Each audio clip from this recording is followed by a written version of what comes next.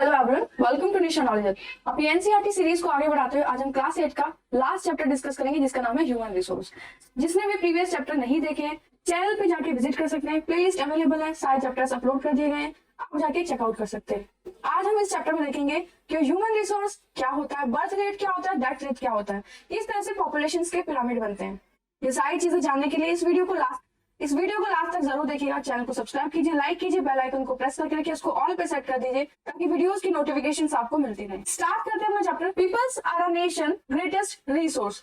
लोग जो होते हैं वो किसी भी नेशन का सबसे ज्यादा बड़ा रिसोर्स होते हैं। ह्यूमन ही है जो किसी भी नेचुरल रिसोर्स को या किसी और रिसोर्स को, किसी भी चीज को यूज करके उसे वैल्यूएबल प्रोडक्ट बनाते हैं। अपनी स्किल्स उसमें डालते हैं, नॉलेज, टेक्नोलॉजी का यूज करते हैं ताकि वो एक वैल्यूएबल प्रोडक्ट में बाहर आ सके। Nature's bounty becomes significant only when people find it useful. It is people with their demand and abilities that turn them into resource. Nature से जो भी चीजें मिली हैं, जब तक ह्यूमन उनको यूजफुल वे में कन्वर्ट नहीं कर पाते, तब तक वो रिसोर्स में नेचर से बहुत सारी ऐसी चीजें मिली हैं जिसको पीपल अपने यूजफुलनेस के हिसाब से, अपने डिमांड और एबिलिटी के हिसाब से उसको यूजफुल रिसोर्स में कन्वर्ट करते हैं। ह्यूमन रिसोर्स एक अल्टीमेट रिसोर्स है जो हर कंट्री में पाया जाता है। ह्यूमन रिसोर्स हेल्दी होना चाहिए, एजुकेटेड होना चाहिए, मोटिवेटेड होना चाहिए, जो कि बाकी और रिसोर्सेज को डेवलप करने में हेल्प कर सके। ह्यूमन रिसोर्स एक कंट्री से दूसरी कंट्री के बीच में वैरी करता है। एग्जाम्पल ले सकते हैं जैसे कि इंडिया और यूएसए। यूएसए का जो ह्यूमन रिसोर्स है वो इंडिया के ह्यूमन रिसोर्स से ज्यादा एबल है। ह्यूमन रिसोर्स हम इस चीज से भी कैलकुलेट करते हैं कि किसी भी जगह की जो पॉपुलेशन है वो कितनी स्किल है, कितनी एजुकेशन है, कितनी वो टेक्नोलॉजी यूज कर पा रही है। यही होता है ह्यूमन रिसोर्स। और ह्यूमन रिसोर्स हेल्दी होना भी जरूरी है, बिकॉज अगर ह्यूमन रिसोर्स की ह्यूमंस की हेल्थ नहीं होगी तो फिर आउटपुट इतने अच्छे नहीं आ पाएंगे। एक जगह का ह्यूमन रिसोर्स दूसरी जगह के ह्यूमन रिसोर्स से डिफर करता है एजुकेशन लेवल पे, एज से और सेक्स से। जैसे अफ्रीका में बहुत सारी ऐसी कंट्रीज हैं जिनका ह्यूमन रिसोर्स बहुत ज्यादा अच्छा नहीं है। वहाँ पे एजुकेशन फैसिलिटी इतनी नहीं है, वहाँ पे हेल्थ सर्विस इतनी अच्छी नहीं है, जिसकी वजह से वहाँ का जो ह्यूमन रिसोर्स है इतना ज्यादा डेवलप नहीं है। एक जगह से दूसरी जगह के ह्यूमन रिसोर्सेज की जो नंबर्स हैं और जो कैरेक्टरिस्टिक्स हैं वो चेंज होती रहती है टाइम के साथ। ह्यूमन रिसोर्स को और अच्छा और स्किलफुल बनाने के लिए प्रधानमंत्री कौशल विकास योजना भी शुरू की है 2015 में, जिसका एम था कि वो यूथ को ट्रेन करे। 2016 से 2020 तक the objective of this scheme is to encourage aptitude towards employable skill by giving quality training and to probable existing wage earner। तो इसका एम था कि ज्यादा से ज्यादा यूथ को ये ट्रेन करे, स्किलफुल एक्टिविटीज उन्हें सिखा सके। इस फिगर में दिखाया है। टीचर पूछते कि पूरे वर्ल्ड में कितने लोग होंगे, बच्चा कहता है मेरी क्लास में 30 लोग हैं और हमारे स्कूल में 500 लोग हैं। दूसरा बच्चा कहता है 1000 लोग हमारे गांव में हैं। तो इस फिगर में यही बताया किस तरह से ह्यूमन रिसोर्स कितने अमाउंट में अवेलेबल है और किस तरह से आप इनको नंबर्स में लिख सकते हैं। आगे देखते हैं डिस्ट्रीब्यूशन ऑफ पॉपुलेशन। पॉपुलेशन की डिस्ट्रीब्यूशन किस तरह से है। The way in which people are spread across the earth surface is known as the pattern of population distribution. कि किस तरह से लोग पूरी अर्थ पे स्प्रेड हो रखे हैं, जगह जगह रह रहे हैं, इसी को हम क्या कहते हैं कि ये पैटर्न है पॉपुलेशन डिस्ट्रीब्यूशन का। मोर देन 90% जो लोग हैं वो 30% लैंड सरफेस पे रहते हैं, जिसकी वजह से हम देखते हैं कि पूरी अर्थ पे ये पॉपुलेशन डिस्ट्रीब्यूशन बहुत ही अनइवन है। कुछ एरिया ऐसे है जहाँ पे बहुत ज्यादा लोग रहते हैं, बहुत ज्यादा क्राउडेड है, पॉपुलेटेड है, और कुछ एरिया ऐसे है जहाँ पे बहुत कम पॉपुलेशन होती है। जैसे कि क्राउडेड एरियाज में आता है south and south east Asia, Europe, north east and north America. और जो एरियाज जिनमें कम लोग रहते हैं, जहाँ पे पॉपुलेशन कम मिलती है, जैसे कि हाई एल्टीट्यूड एरियाज, पहाड़ी इलाके, डेजर्ट एरियाज जहाँ पे हाई माउंटेन्स होते हैं, या फिर इक्वेटोरियल फॉरेस्ट। तो ये वो एरिया है जहाँ पे रहने के लिए, सरवाइव करने के लिए जो कंडीशंस है वो बिल्कुल परफेक्ट नहीं है, जिसकी वजह से वहां पे कम पॉपुलेशन देखी जाती है।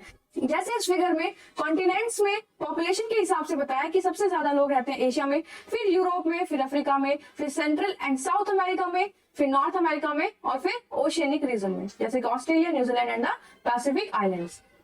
Many more people live north of the equator than south of the equator। बहुत सारे जो लोग हैं वो इक्वेटर के नॉर्थ में ज्यादा रहते हैं। इक्वेटर है वो लाइन जिसने हमारी अर्थ को दो पार्ट्स में डिवाइड किया हुआ है। हम क्या देखते हैं कि इक्वेटर के ऊपर का जो एरिया, वहां पे ओशियंस कम है, लैंड सरफेस ज्यादा है, और वहां की जो कंडीशंस हैं वो फेवरेबल है for the survival of life. Almost 3/4 of the world's people live in 2 continents. Almost जो 3/4 जो पॉपुलेशन है वो कौन कौन से एरिया में रहते हैं, एशिया में और अफ्रीका में। तो सबसे ज्यादा पॉपुलेशन यहीं पर पाई जाती है। 60% जो वर्ल्ड के लोग हैं वो इन 10 कंट्रीज में रहते हैं जो इक्वेटर के ऊपर लाई करेंगी। All of them have more than 100 million people, इन सब में मोर देन 100 मिलियन पीपल रहते हैं। एक्टिविटी में आपको फाइंड आउट करना है वर्ल्ड टोटल पॉपुलेशन किस कॉन्टिनेंट में 5% है, किस में 13, 1 और 12%, इस हिसाब से आपको अरेंज करना है। ये पॉपुलेशन दी है मिलियंस में, चाइना और इंडिया में सबसे ज्यादा है। अब न्यू डाटा के हिसाब से इंडिया ने चाइना को भी पीछे कर दिया है। इंडिया फर्स्ट नंबर में अकॉर्डिंग टू पॉपुलेशन, और लास्ट में सबसे कम जो पॉपुलेशन वो जापान में है। आप इनको मैप में लोकेट करके भी देख सकते हैं इन कंट्रीज को। डेंसिटी ऑफ पॉपुलेशन देखते हैं, डेंसिटी ऑफ पॉपुलेशन क्या होता है। तो एवरेज डेंसिटी हम देखते हैं कि 1 स्क्वायर किलोमीटर में कितने लोग रह रहे हैं, उसके हिसाब से पॉपुलेशन डेंसिटी देखी जाती है। तो इंडिया में जो पॉपुलेशन डेंसिटी है वो 382% पर स्क्वायर किलोमीटर है। पॉपुलेशन डेंसिटी एक नंबर है कि पर्टिकुलर उस एरिया में, उस अर्थ सरफेस पे कितने लोग रह रहे हैं। नॉर्मली हम ये पर स्क्वायर किलोमीटर में देखते हैं। एवरेज डेंसिटी जो है पूरे वर्ल्ड की वो 51% पर स्क्वायर किलोमीटर है। तो ये सारे डाटा आप नोट कर सकते हैं, अपने क्वेश्चंस में ऐड कर सकते हैं उनको इनहेंस करने के लिए। साउथ सेंट्रल एशिया में सबसे ज्यादा हाईएस्ट डेंसिटी है पॉपुलेशन की। ईस्ट और साउथ ईस्ट एशिया में भी यही हाल है। एक बच्चा कहता है कि हमारी क्लास में 30 बच्चे बैठते हैं तो क्लासरूम भरा भरा लगता है, लेकिन यही बच्चे अगर सेमिनार हॉल में बैठते हैं तो बहुत खाली खाली लगता है। लेकिन जब सारे स्कूल के बच्चे सेमिनार रूम में बैठते हैं तो फिर वो भरा सा लगता है। तो इसी तरह से यहाँ पे क्राउड की बात हो रही है कि छोटे से एरिया में अगर ज्यादा लोग होंगे तो वो कितना क्राउडेड और पॉपुलेटेड होगा। कौन कौन से फैक्टर्स होते हैं जो अफेक्ट करते हैं पॉपुलेशन की डिस्ट्रीब्यूशन में। जियोग्राफिकल फैक्टर्स में पहला देखेंगे topography. People always prefer to live on plains, लोग बहुत ज्यादा प्रेफर करते हैं कि वो प्लेन एरिया में रहे इंस्टेड ऑफ माउंटेन्स या फिर प्लेट्यूज में। माउंटेन्स और प्लेट्यूज में जो सर्वाइव करने के लिए जो कंडीशंस होती है वो बहुत ज्यादा वेरी करती है, बिकॉज यहाँ पे सुटेबल फार्मिंग नहीं हो सकती, मैन्युफैक्चरिंग एक्टिविटीज नहीं हो सकती, सर्विस एक्टिविटीज यहाँ पर नहीं हो सकती। इंस्टेड ऑफ हम देखेंगे गंगा प्लेन जो है वो ज्यादा डेंसली पॉपुलेटेड है, वहां पे फर्टाइल लैंड मिलेंगी, एंड एल्प्स जैसे हिमालयाज मिलेंगे जिसमें से रिवर्स आएंगी, पानी की पूरी समस्या यहाँ पे खत्म हो जाती है, एग्रीकल्चर एक्टिविटीज यहाँ पे अच्छे से हो पाएंगे। तो आप क्या देखेंगे जो प्लेन एरियाज है वो हाईली पॉपुलेटेड देखे जाते हैं। एक्टिविटी में भी आपको ये करना है, ऊपर जो आपने फिगर देखा है, जो मैप देखा है, उसमें से आपको ये बताना है कि एशिया में कौन कौन सी कंट्रीज है। क्लाइमेट की वजह से भी पॉपुलेशन डिस्ट्रीब्यूशन अफेक्ट करता है। पोलर रीजन में, सहारा डेजर्ट में बहुत ज्यादा एक्सट्रीम क्लाइमेट होता है जिसकी वजह से पॉपुलेशन वहां की कम मिलेगी, कम लोग वहां पे रहेंगे, जैसे कि रशिया, कनाडा और अंटार्कटिका।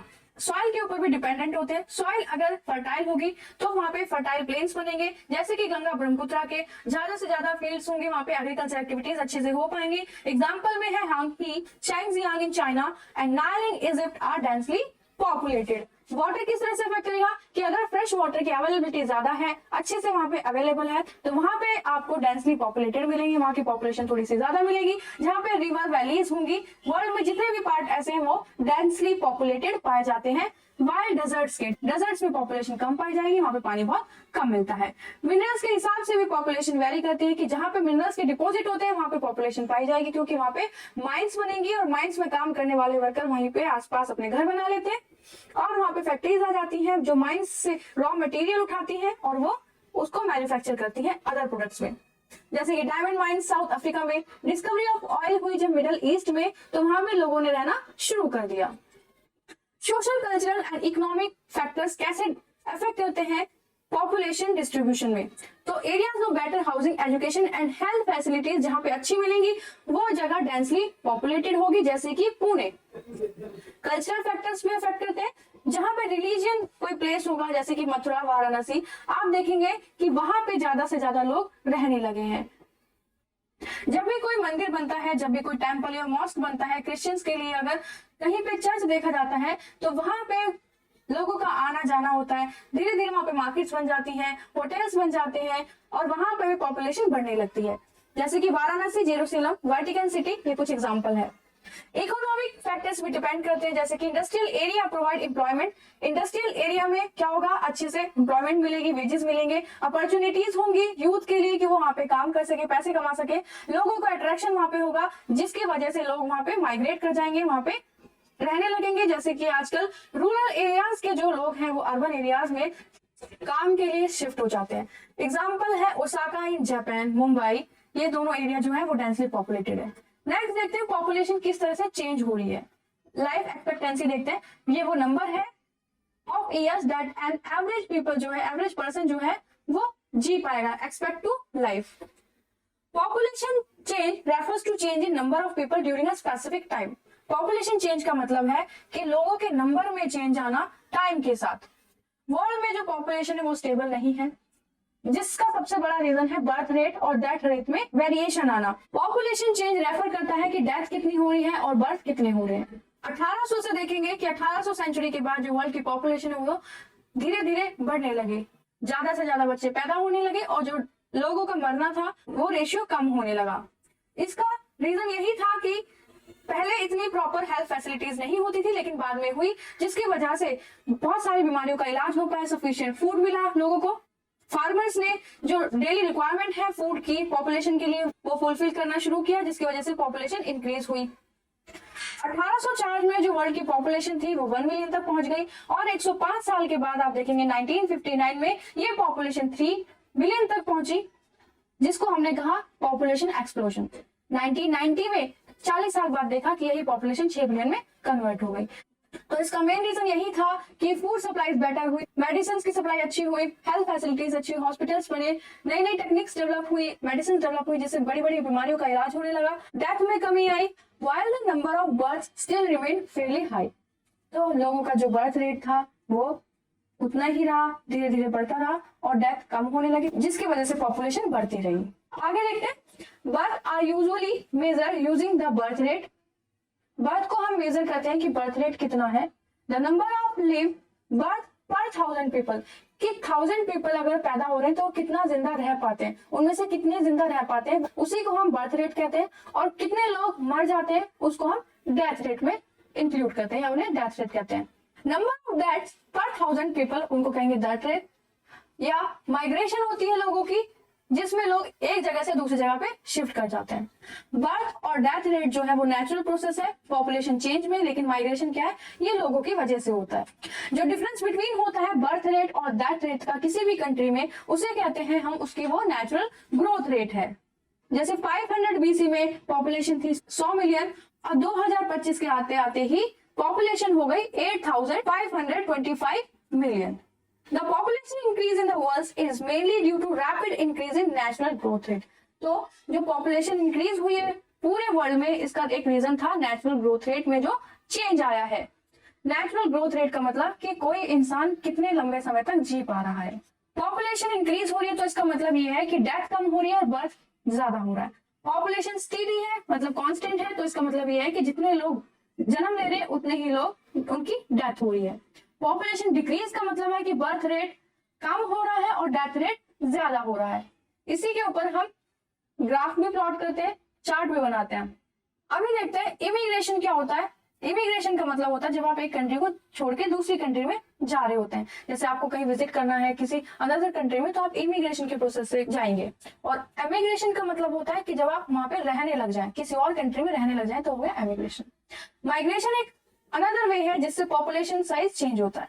लोग बाग एक कंट्री से दूसरी कंट्री में मूव करते हैं या कंट्री के अंदर ही मूव करते हैं। तो इमिग्रेंट और एमिग्रेंट क्या होते हैं, तो आप अच्छे से समझ सकते हैं कि इमिग्रेंट जब आप किसी कंट्री में अराइव करेंगे और एमिग्रेंट जब आप वहां पे रहने लगेंगे। जैसे कि यूएसए ऑफ अमेरिका और ऑस्ट्रेलिया इसका बहुत बड़ा एग्जांपल है, जहाँ पे बहुत मास लेवल पे इमिग्रेशन हुआ। सूडान एक ऐसा देश है जहाँ पे लॉस हुआ पॉपुलेशन का, जहां से आउट माइग्रेशन हुआ और एमिग्रेशन हुआ। मतलब यूएसए में बहुत सारी वास्ट लेवल पे पॉपुलेशन ने दूसरी कंट्रीज की पॉपुलेशन ने आके रहना शुरू किया और सूडान के लोगों ने अपनी कंट्री को छोड़ के दूसरी कंट्री में जाना शुरू किया। जनरल ट्रेंड जो international migrant is from the less developed nation to the more developed nations. तो माइग्रेशन का एक जो मेन कारण ये होता है कि जो लेस डेवलप्ड कंट्रीज हैं वहां के लोग मूव करते हैं डेवलप्ड कंट्रीज की तरफ अपने एम्प्लॉयमेंट अपॉर्चुनिटीज के लिए, अच्छे सर्वाइवल के लिए, एजुकेशन के लिए, हेल्थ फैसिलिटीज के लिए। ये सारी चीजें यहाँ पे मेंशन है। रूरल से अर्बन एरियाज में भी जो लोग शिफ्ट करते हैं उनके भी यही रीजन होते हैं। पैटर्न ऑफ पॉपुलेशन किस तरह से चेंज होता है, तो rate of population growth very करती है पूरे वर्ल्ड में। अगर वर्ल्ड की पॉपुलेशन बढ़ती है तो इसका मतलब ये नहीं है कि हर कंट्री में पॉपुलेशन ग्रोथ बढ़ रहा है। केनिया जैसी कंट्रीज का जो पॉपुलेशन रेट है वो बहुत हाई है, वहां पे ज्यादा अमाउंट में बच्चे पैदा होते हैं और वहां का डेथ रेट भी सेम है। With improving health care death rates have fallen. जैसे जैसे हेल्थ केयर को इम्प्रूव किया जाएगा डेथ रेट कम होंगी, बर्थ रेट स्टिल रिमेन रहेगा, जो कि कारण बनेगी ग्रोथ रेट के बढ़ने का। अदर कंट्रीज जैसे कि यूनाइटेड किंगडम, इनकी जो पॉपुलेशन है वो धीरे धीरे बढ़ रही है। ऐसा क्यों? क्योंकि यहाँ पे डेथ रेट कम है और बर्थ रेट भी यहाँ का कम ही है। फिगर में बताया है कि जो एनुअल रेट हो रहा है, नेचुरल इंक्रीज हो रही है पॉपुलेशन का, जो ब्लू एरिया है जैसे कि ये वाला और ये वाला एरिया यहाँ पे बहुत ज्यादा हाई है, ऑरेंज वालों का वेरी हाई, जो येलो वाला रीजन है उनका मॉडरेट, जो और कम रीजन है उनका लो है जैसे कि इंडिया, और जो बिल्कुल व्हाइट पोर्शन है उनका बहुत ज्यादा डिक्रीज में पहुंच जाता है जैसे कि अंटार्कटिका और ऑस्ट्रेलिया। पॉपुलेशन कंपोजिशन देखते हैं। किसी भी कंट्री की पॉपुलेशन ज्यादा होने का मतलब ये नहीं है कि वहां पे इकोनॉमिकल डेवलपमेंट बहुत ज्यादा होगा। जैसे कि बांग्लादेश और जापान दोनों ही डेंसली पॉपुलेटेड हैं, लेकिन जो बांग्लादेश है वो कम इकोनॉमिक डेवलप्ड है इंस्टेड ऑफ जापान। जापान का जो ह्यूमन रिसोर्स है वो बहुत ज्यादा स्किल है, एजुकेटेड है, हेल्दी है और बहुत ज्यादा टेक्नोलॉजी को यूज करने वाला है। ह्यूमन रिसोर्स वेरी करता है कि ह्यूमन रिसोर्स किस क्वालिटी का है, एज कितनी है, उनकी लिटरेसी रेट क्या है, हेल्थ कंडीशंस क्या है, ऑक्यूपेशन क्या है, इनकम लेवल क्या है, ये सारी चीजें वेरी करती है इकोनॉमिक डेवलपमेंट के लिए। ये कैरेक्टरिस्टिक्स है अच्छे ह्यूमन रिसोर्स के। पॉपुलेशन कंपोजिशन रेफर करता है स्ट्रक्चर ऑफ पॉपुलेशन कैसा है। The composition of population help us to know how many males और फीमेल्स। पॉपुलेशन कंपोजिशन से हम जान सकते हैं कि कितने मेल्स हैं और कितने फीमेल्स हैं। Which age group they belong to, कौन सी एज ग्रुप से वो बिलोंग कर रहे हैं। मतलब ये सारी चीजें एक ग्राफ से देखते हैं। ये एज ग्रुप है, ये परसेंट है। 0 से 4 साल के जो बच्चे हैं उनका ये ग्राफ है, 5 से 9 साल, फिर 10 से 14 साल, ऐसे करके 85 प्लस तक ये ग्राफ जा रहा है। एक तरफ मेल्स और एक तरफ फीमेल्स है। इस ग्राफ से हमें क्या पता चलता है कि इतने ग्रुप में कितने लोग आ रहे हैं, कितने मेल्स और कितने फीमेल्स हैं। ठीक है, ये यहाँ पे बताया गया है। लेकिन इस ग्राफ से हमें ये नहीं पता चलेगा कि वो ऑक्यूपेशन क्या करते हैं लोग बाग, वो किस एम्प्लॉय एक्टिविटी में इन्वॉल्व है, उनकी इनकम कितनी है, हेल्थ लेवल कैसे है, ये सारी चीजें इस ग्राफ से हमें नहीं पता चल सकती। एज सेक्स पिरामिड के बारे में पता चलता है, जिससे हम पता लगा पाते हैं कि कंट्री की कंपोजिशन कितनी है, कितने मेल्स और कितनी फीमेल्स हैं। तो ये पिरामिड हमें क्या बता रहा था कि टोटल पॉपुलेशन कितनी है, कितनी एज के कितने लोग हैं, कितने फीमेल्स और कितने मेल्स इस ग्रुप में है। तो यहाँ से आप परसेंटेज जान सकते हैं मेल्स और फीमेल्स का, उनकी एज के हिसाब से इन्वेस्टिगेट कर सकते हैं पॉपुलेशन के बारे में। बाकी और कंट्रीज के बारे में भी आप ऐसा करके देख सकते हैं। नेक्स्ट देखते हैं, the shape of the population pyramid tells the story of the people living in that particular area. तो यहाँ पे आप पढ़ेंगे 3 पिरामिड्स के बारे में अलग अलग, जो कि बताएंगे कि उनकी कंट्री में जो पॉपुलेशन है वो किस तरह से बढ़ रही है और किस तरह से उनका पिरामिड बन रहा है। एक एग्जांपल दिया है यहाँ पे केन्या का, जिसमें आप देखेंगे कि जो बर्थ रेट है वो बहुत ज्यादा है और ऊपर जाते जाते जाते जाते जो डेथ रेट है वो भी बहुत ज्यादा है, जिसकी वजह से जो ग्राफ बनेगा उसमें नीचे का जो पोर्शन होगा बहुत ज्यादा होगा और ऊपर का डेथ रेट भी ज्यादा होगा। पिरामिड से हमें और भी चीजें पता चलती है कि 15 साल से जो नीचे के बच्चे हैं वो कितने हैं और 65 से ऊपर की एज वाले कितने लोग हैं। बेसिकली कि जो डिपेंडेंट पॉपुलेशन है वो कितनी है, क्योंकि जो 15 साल से नीचे के बच्चे होंगे वो भी काम नहीं कर पाएंगे, जो 65 से ज्यादा उम्र के लोग होंगे वो भी काम नहीं कर पाएंगे। जिन कंट्रीज का जो बर्थ रेट और डेथ रेट ज्यादा होता है उनका जो बेस होगा वो कैसा मिलेगा, ब्रॉडर मिलेगा, कि ज्यादा बच्चे वहां पर बॉर्न हो रहे हैं और डाई जो हो रहे लोग वो भी ज्यादा हो रहे हैं। आप क्या देखेंगे कि यहाँ पे लोगों का जो लाइफ है वो बहुत कम है, बूढ़े होके लोग कम मरेंगे, जो केन्या वाला पिरामिड हमें दिखाता है। इंडिया का पिरामिड हम देखेंगे कि जो नीचे की पॉपुलेशन है, नीचे का जो बेस है वो भी ज्यादा नहीं है और जो डेथ वाला रेट है वो भी इतना एकदम से ज्यादा पतला नहीं हुआ है। ठीक है, मतलब यहाँ के जो लोग हैं वो यंग होंगे और ज्यादा लाइफ वो जी पाएंगे, ज्यादा लेबर फोर्स यहाँ पे मिलेगी। जापान में आप क्या देखेंगे कि लो बर्थ रेट होगा, जो कि पिरामिड को बेस से नैरो बनाएगा, और डिक्रीज रेट जो होगा डेथ में वो लोगों को ओल्ड एज तक जीने के लिए उनको जिंदा रखेगा। तो ये पिरामिड है, आप देखेंगे किस तरह से चेंज हो रहा है। यहाँ पे स्किल्ड पॉपुलेशन होगी, होपफुल यंग पीपल होंगे, यहाँ पर फ्यूचर नेशन के लिए वो सोच पा रहे होंगे, जिसकी वजह से हम क्या देखते हैं कि जो जापान है वो बहुत ज्यादा डेवलप कंट्री है। तो ह्यूमन रिसोर्स का एजुकेटेड होना, स्किलफुल होना, अपॉर्चुनिटीज होना बहुत ज्यादा हेल्प करता है किसी भी कंट्री के डेवलपमेंट में, और उनको एबल करता है, उन ह्यूमन रिसोर्स को एबल करता है प्रोडक्टिव बनने में। एक्सरसाइज डिस्कस कर लेते हैं।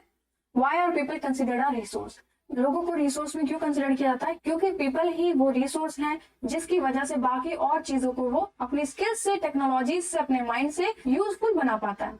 What are the cause of uneven distribution of population in the world? Uneven distribution का क्या कारण है? वहाँ के क्लाइमेटिक कंडीशंस हो सकती है, वहाँ के एरिया के जो स्लोप्स हैं, जो टोपोग्राफी है वो भी यहाँ पे वेरी करेगी। बाकी और फैक्टर्स हमने चैप्टर में पढ़े तो आप वहाँ पे डिस्कस करेंगे। वर्ल्ड की पॉपुलेशन इतनी ज्यादा क्यों बढ़ती जा रही है, क्योंकि बर्थ रेट ज्यादा हो गया है, डेथ रेट कम हुआ। रीजन ये था कि हेल्थ फैसिलिटीज अच्छी होने लगी, फूड प्रॉपर अमाउंट में मिलने लगा। आप वो रोल बताएंगे, 2 फैक्टर्स बताएंगे जो इन्फ्लुएंस करेंगे पॉपुलेशन चेंज को।